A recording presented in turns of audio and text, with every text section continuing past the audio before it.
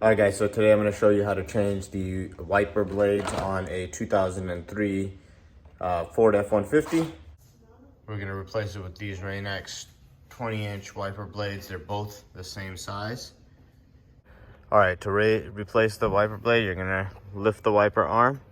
You're going to turn this blade all the way back, and you'll see a little tab here, right? And you have to pull the tab down and pull the whole entire manifold down at the same time so that you can release and take off the wiper blade.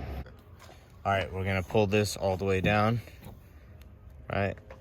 And we're gonna pull the blade straight down and it'll come right off. You got your wiper blade off. All right, so it comes with this attachment. We don't need this. This will slide directly onto the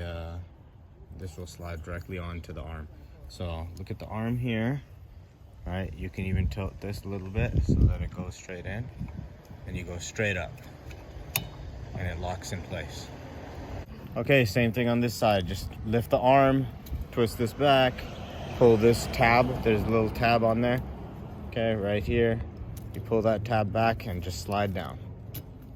Okay, that'll take that blade off.